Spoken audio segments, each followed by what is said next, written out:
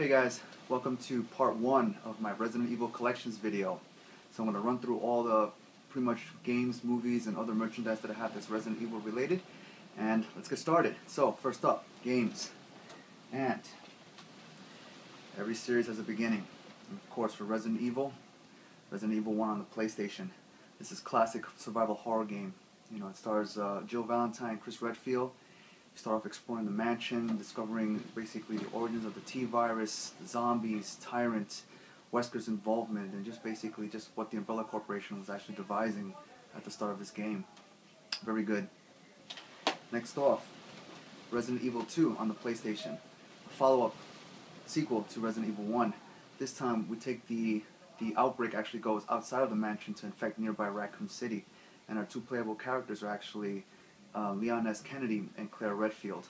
Again, great follow-up to the original Resident Evil game, and probably the best sequel in the entire series. Honestly, I really like Resident Evil 2. You know, of all the Resident Evil games, at least during the first couple of years when Resident Evil first came out. From there, we come out with Resident Evil 3 Nemesis, which actually isn't a sequel to Resident Evil 2. It's actually more of a prequel / sequel, since part of it begins before the events of Resident Evil 2, and of course the ending takes place after, but it still takes place in the same setting as the previous game, which is Raccoon City. And here we actually have the return of Jill Valentine as she tries to venture out of the city, and of course she fights zombies and other monsters, and the Nemesis himself. Great game. From there we move on to Resident Evil Code Veronica, which is actually not on the PlayStation but the Sega Dreamcast. And here now we begin to see the beginnings of just how big an influence the Umbrella Corporation has outside of Raccoon City, the US, to a more global setting, since this actually takes place on an island, I believe, in the Caribbean, and then actually moves into the Antarctic.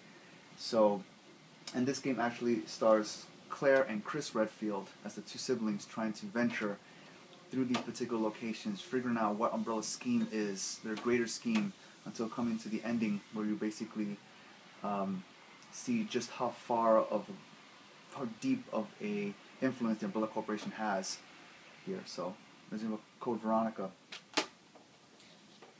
From there, we actually move on to Capcom, remaking the first original Resident Evil on the GameCube. And it's pretty much the same setting, the mansion, same characters, Chris Redfield, Jill Valentine. But the one thing that I have to say about this game is the graphics are greatly improved. And of course, it does come, that's the way it would be, since, the PlayStation, again, the power that the PlayStation was able to handle, of course, going to do so much with graphics, but still provide a very, enjoyable gaming experience. But then when you play the remake version of Resident Evil 1 on the GameCube, you're like really fully immersed into the atmosphere, the surroundings, because it looks a lot scarier. Character modelings are, of course, a lot better for this game too. So actually, I would say that this is a very good remake of the original Resident Evil game.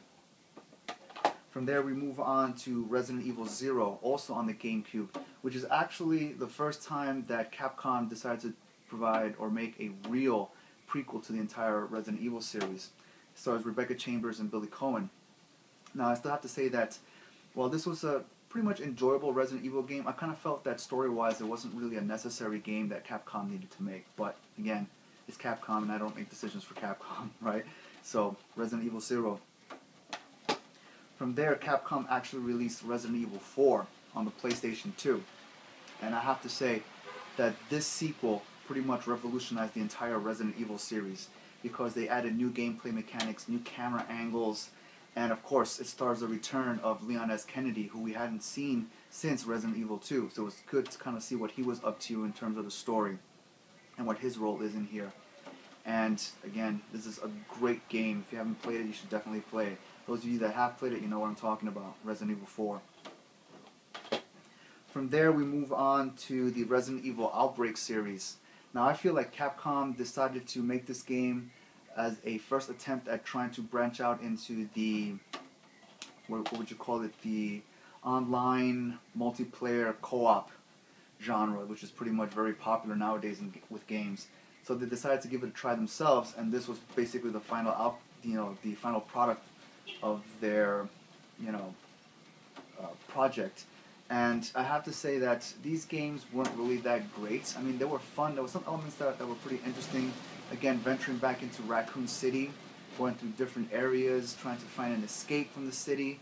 You play as different characters that are not canon to the original story, right? And all in all, even though it had those things going for it, overall I felt like there was a lot of things that were wrong with this game. AI, of course, being one of the big major flaws here. So, but this is Resident Evil Outbreak 1 and 2.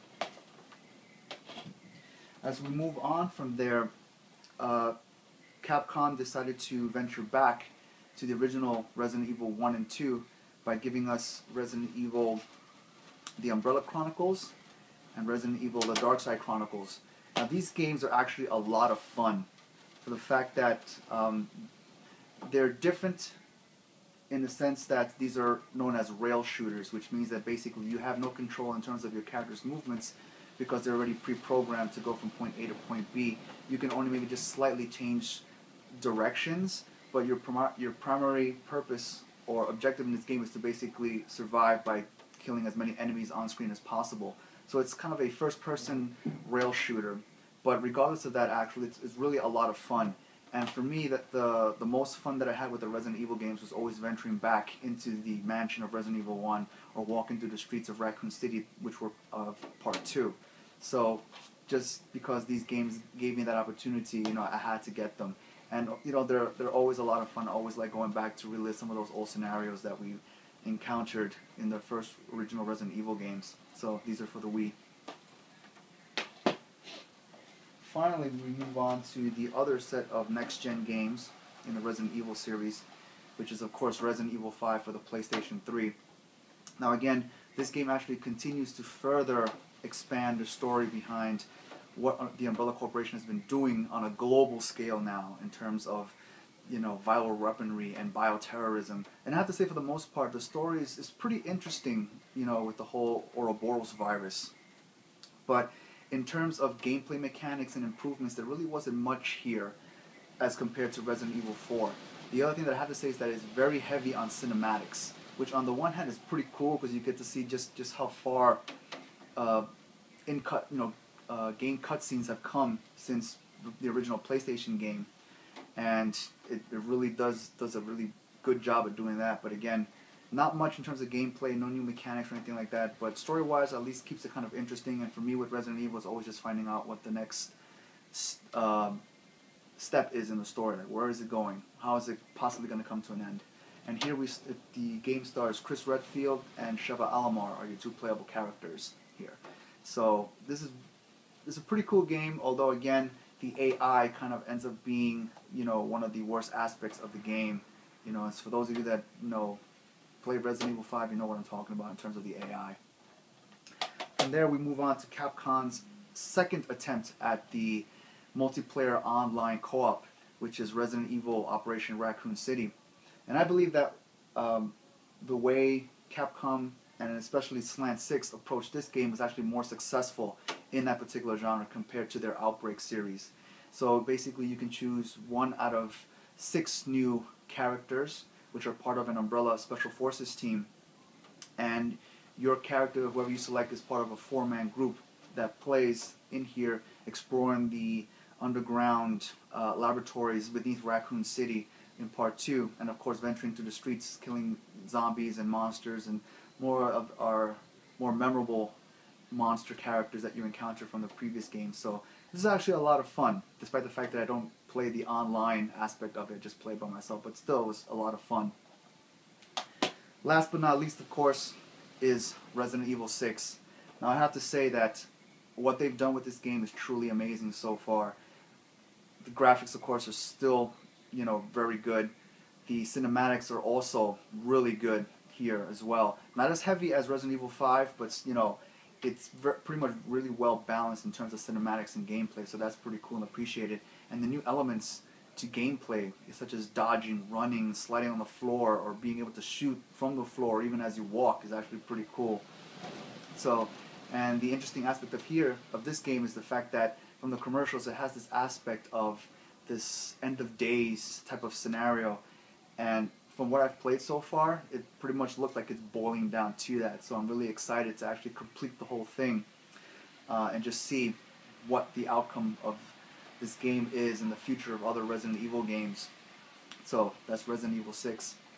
A lot of fun, really cool. And it stars Leon S. Kennedy, Chris Redfield, and Jake. I don't remember if he has a last name. He probably does, but I just can't think of it right now. So those are the three playable characters that you have, and you actually play each one in three separate campaigns, which kind of give you a different perspective, of what's happening as they're going to their main objective, which is ultimately to meet towards the end, to have a big final, battle against whoever the main boss is of this game. So it's pretty cool. I'm still, I think I almost finished with one of the campaigns, so I have the other two, and possibly there's either a fourth and fifth campaign that will be unlocked once I do that. So I'm looking forward just to see what the whole overall story is behind this game in terms of providing closure for a possible ending to the Resident Evil saga, which would be sad because there'd probably be no more Resident Evil games. But knowing Capcom, they'll probably find a way to keep expanding on these games and give us more, which for me is always going to be great. So, Resident Evil 6. So that's pretty much all the video games that I have related to Resident Evil. I know that there's several others that were released, but I never actually bought those because they kind of felt like side stories that weren't part of the canon of the original Resident Evil games that all of these have. So it's a lot, and I have to say that it's been a lot of fun going through the journey from Resident Evil 1 all the way up to 6. It's close to almost 15 years that I've been playing Resident Evil, and this is pretty much, a big part of those 15 years that I've been playing this game. So, I've enjoyed the story, the ride, and I'm looking forward to more journeys and rides if Capcom continues to release more games. So, looking forward to that. I'm sure you guys are too, especially if you're diehard Resident Evil fans just as me. Alright, so that's it for part 1. Stay tuned for part 2 of my Resident Evil collection series, which will probably either be the books or the movies, or maybe some other stuff that I have in there. So check that out, and I'll see you soon. Peace. Hey guys, welcome back to part 2 of my Resident Evil collection video. So, I guess we're going to be covering the novels related to Resident Evil that I own. So I'm not sure how many of you actually know this, but there was actually a novel series that was written related to the Resident Evil games. The name of the author is S.D. Perry. And I don't really know much about this author except that she's written some novels based on the Alien movie franchise and some others based on some other TV shows. And when she wrote these novels, this was her first time venturing into writing novelizations based on video games. So for the most part, they're pretty decent novelizations of some of the video games. And she's also written 2 original novels based on the series. One that's okay, and the other that's kind of not really so good. But again, for the most part, at least the novels that are based on the actual games, they're pretty enjoyable. They're nicely written. They're not, the best novels that were ever written, but they're pretty good. And as you can probably see, based on the spines, you can probably tell which ones I've read the most. So, here we go. So, first up we have Resident Evil, the Umbrella Conspiracy, based on the first Resident Evil game, which is pretty good. It's fine. Pretty much chronicles everything in the written format, so that's pretty cool. Next we have Resident Evil Caliban Cove. Alright. Yeah, I think I kind of remember this one. Yeah. Okay. Next, we have Resident Evil City of the Dead, which is based on Resident Evil 2. Another, again, great novelization.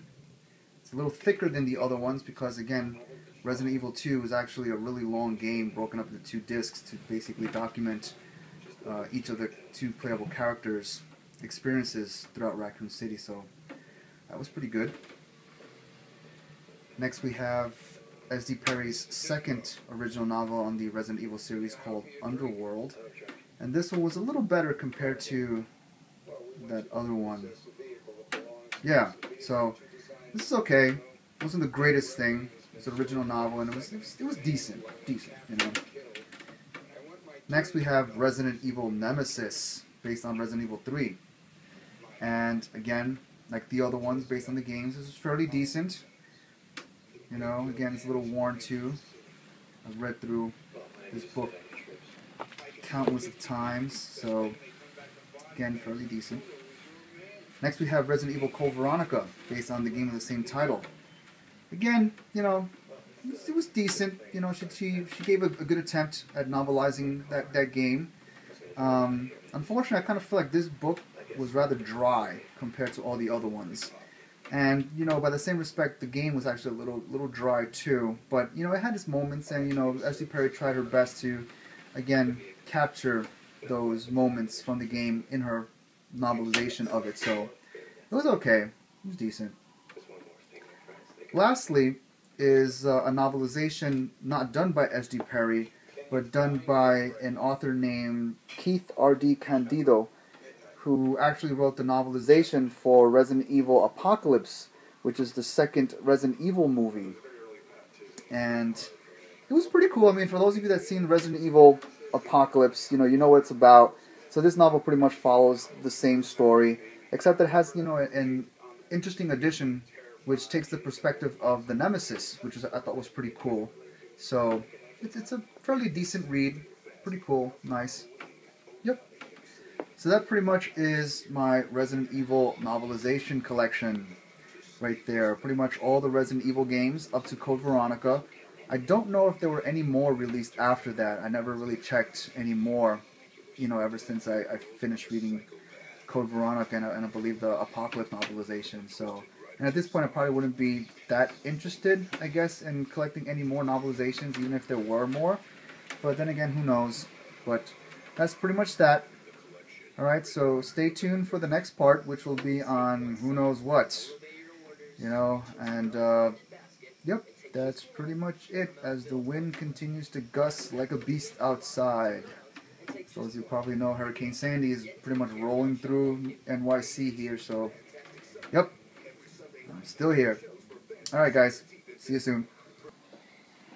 Hey guys, welcome to the next part of my Resident Evil Collections video. So as you can see, I'm going to be showing you some of the figures and only figures that I have that are part of my collection. And these two pretty much come from the same game, which is Resident Evil 3.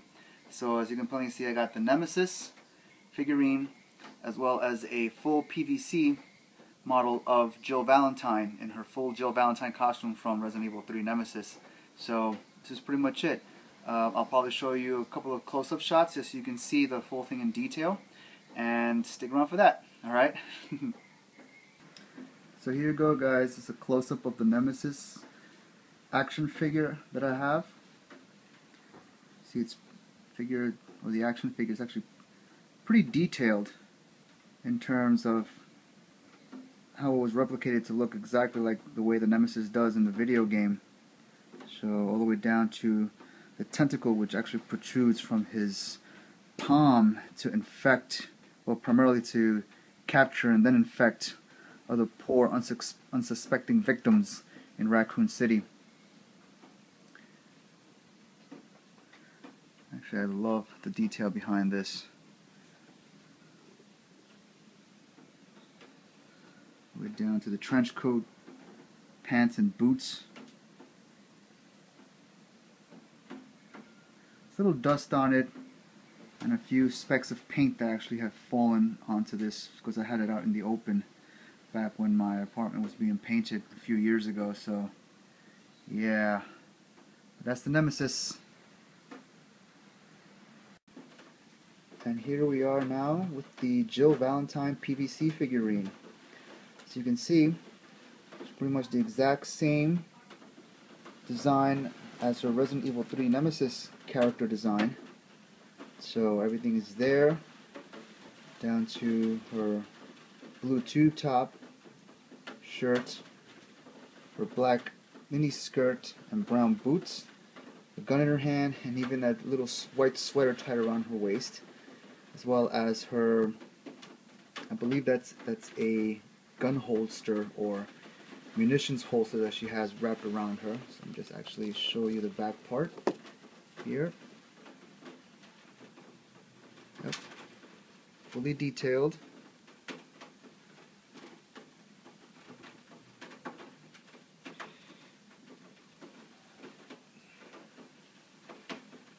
I rarely take this out of the box, so I'm trying to keep it in as mint condition as possible. But there you have it, Jill Valentine PVC figurine from Resident Evil 3 Nemesis. Hey guys, and welcome to the last part of my Resident Evil Collections video. So I'm pretty much going to run through all the Resident Evil movies that I have in my collection, which isn't much, but here we go. So we're first going to start with the original films. And first up are the Milla Jovovich Resident Evil films. Starting with Resident Evil 1, Resident Evil Apocalypse, and Resident Evil Extinction. Now, interesting thing about this is that a couple of months ago, I ended up buying all three of those movies and Resident Evil Afterlife on Blu-ray. So I actually have the Resident Evil Collections box set, which has all four of these movies together: Resident Evil, Apocalypse, Resident Evil Extinction, and Afterlife in here. So I've seen the first two so far, and again, you know, with Blu-ray, the quality is far superior than DVD. So I'm enjoying just watching Milla Jovovich kick ass in high definition. So this is pretty cool. Now, I actually do not own Resident Evil Degeneration, but I did get to see it. And even though, you know, I did enjoy it for what it was, I still felt like there was something lacking in it that would have made it a really, truly official Resident Evil film. So then when Capcom, about 2 years later, finally decided to release Resident Evil Damnation, I was actually really impressed. I was blown away by how much better this movie turned out as opposed to Resident Evil Degeneration. I mean, for one, the quality of the CGI is far superior. I think they added more megapixels, not megapixels, but more pixels, you know, in order to be able to articulate better facial expressions, to see more details in the face and the equipment and clothes and things like that, you know. And of course, it stars Leon Kennedy as our main character that's trying to uncover the disaster that's happening in a European country with the T virus, I believe. And it also has Ada Wong, which I'm actually was really excited to see finally in a CGI film. But overall, this movie is far better than the first one. I really enjoyed it. I actually think this is better than, you know, all the live-action Resident Evil movies that came out, you know, which says a lot, you know. But, you know, this is pretty cool.